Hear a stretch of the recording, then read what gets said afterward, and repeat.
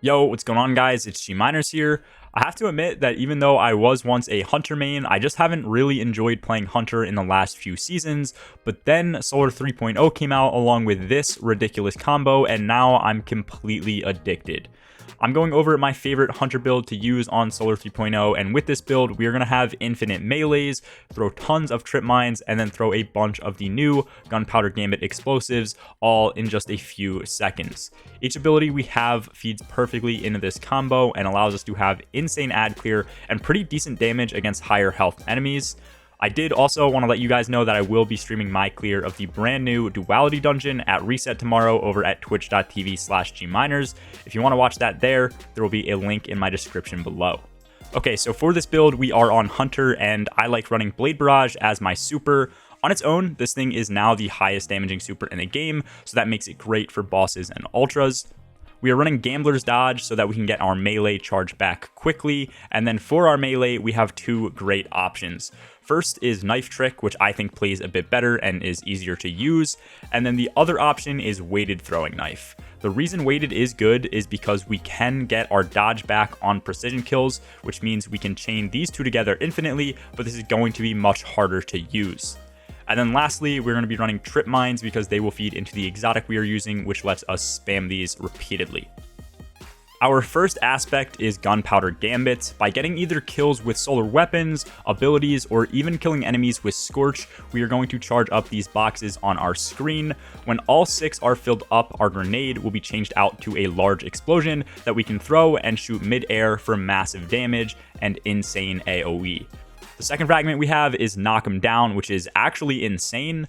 First off, this is going to buff our supers, so for Blade Barrage, we are going to have more projectiles, which just means more total damage. And then on top of this, while we are Radiant, every powered melee kill we get will refund our melee. Now, the reason this combo becomes insane or so overpowered on Hunter is because we can use the fragment Ember of Torches. With this, every melee kill we get will make us and nearby allies radiant. This even works for the first melee we get, so as long as your melee gets a kill on something, you will always get it right back. To make our melee even better, we are also going to be using Ember of Ashes, which is going to allow us to apply more Scorch stacks when hitting enemies. I found a few times that my knives may not have killed something right away, but since it was scorched, I was able to get my melee back after the enemy ticked to death. And then lastly, I chose to run Ember of Singeing.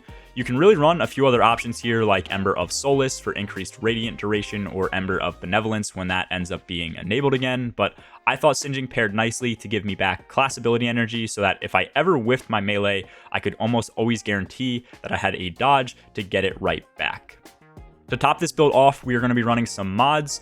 First up, we have Melee Wellmaker, which is going to let us generate elemental wells on our melee kills.